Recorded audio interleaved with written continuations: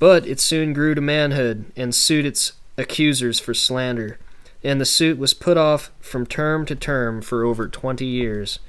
A great and good man by the name of Lon V. Stevens arose in the highest court of Missouri and said, "I am its father, and will give it Missouri for its inheritance." And he executed his will and put the great seal of the state of Missouri with his signature of authority on March 4th, 1897, and named the boy Joshua. Revolution after revolution, political, religious, and scientific, has originated in America. Governments have changed with the velocity of demand.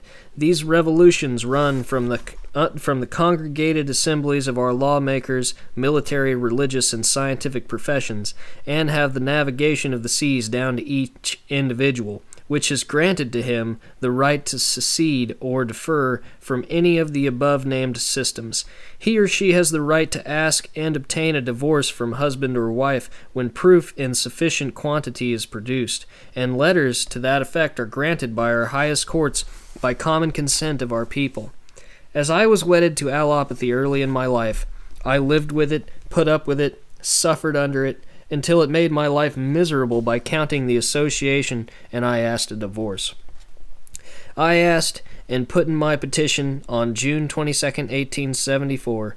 I based my charges upon the foundations of murder, ignorance, bigotry, and intolerance. The fight in the court through which I had applied was very hot and determined. A decision was refused from 1874 until October 30th, 1894, previous to which time the judge of the court carefully examined my claims and referred my case to the Secretary of State, who, after causing a careful examination, granted me letters patent from the state of Missouri with her great seal and said, "You are hereby set free from further obligations to Mrs. Allopathy." For about 12 months I have been busily engaged in overhauling my loom. I had a loom of the finest construction, not made on earth, neither is it made by hand. It is the outgrowth of mind. No thread can pass through its reeds that has not been spun from the finest silk of reason. 10,000 four-cut, 6-ply threads, with 140 to the cut, from a reel whose circumference was 12 feet. Every journal is oiled with that class of oil that sticks to the steel journals and cannot stick to anything else. Its duties are limited to the journal only, and will stay there and there alone. Those journals are great in velocity. They make many thousand revolutions per minute.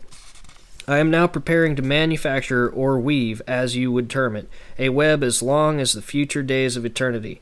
I am commissioned and appointed by the ancients of rest, whose minds are never still, to proceed at once and fill the sley or reed with 5 threads in each mesh, and begin to weave the web of life. I am ordered to use those 5 threads because they contain sensation, motion, nutrition, assimilation, and body completed. Those same threads contain 5 senses. They see, hear, feel, smell, and taste. By the ability they contain, it is only necessary for me to start the looms in motion. Name the subject, and the web is woven to the very highest order to answer and satisfy the mind of the greatest philosopher and seeker after truth. I will give you a handkerchief, white as snow, solid as steel, pure as gold, and on its face, in a few words, I will tell you what road or roads lead to a successful knowledge of what threads or threads have broken, gummed, or disturbed in the human looms of life. The question has been asked so long and often and by so many if my name was Dr. A.T. Still, the old doctor. Universally, I have said yes. Then the questions would begin: how did you happen to think of osteopathy, the most wonderful science in the world, the greatest blessing God has given to man? And 1,000 more qualifying expressions of approval and admiration of the science. I will now cheerfully give you an answer by asking you a few questions. Why and how do you see an object, smell an odor, taste a quality, hear a sound, feel a substance, which you would answer by saying, "Nature has made in me such machineries and endowed each with the necessary qualities to perform such functions. Therefore you see, hear, taste, and smell because by nature you are endowed with such qualities and are free to use them."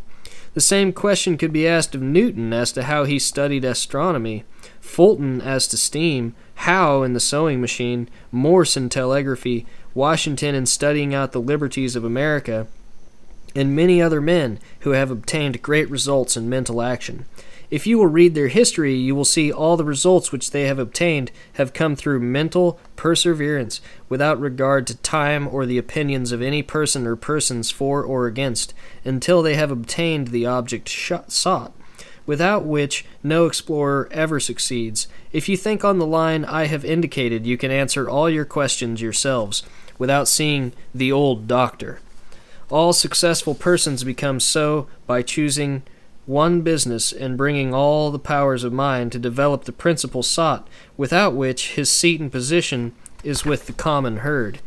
He who talks much does little, and hates his successful brother or sister, because they have succeeded by perseverance, while he has failed through laziness and stupidity, will never succeed in anything. You say, "How curious life is!" That is a truthful expression of a man speaking of a law when excusing its functions. It would be proper even in a deity to say, "Oh, how curious art thou!" Faultless, peaceful, eternal, self-finding, self-feeding, nerve and muscle of all animate and inanimate substances of motor, motion, mind, shape, and form, speaking of self only as seen and felt, making the eye to behold, minds to sit in judgment of thy work. A judge, to do justice in his decision, must have the whole of the evidence of the case, and self being witness, juror, and judge, and knowing all the subject and substances of the infinite acts of force, then he too must say, "How curious!" Prophecy is what can be seen by a cloudless mind, either of the past or future. The events of the past and coming days must all be in sight of the eye of the mind. To prophesy well, you must see through two veils, one of the past and one of the future. If an event is to arise tomorrow, where is it now? Memory calls up the past, reason sees tomorrow. Thought is the action of the machinery of upper or third story of life, fed by the nerves of sensation and nutrition, on which chamber only the corpuscles of life center, the arteries of reason to be woven into knowledge by the loom of the infinite, which moves all there is of mind at one general move, which is to put that power into motion in all beings, forms, and worlds, a quality and as plentiful as all space when you think you touch the cord that connects you to the infinite.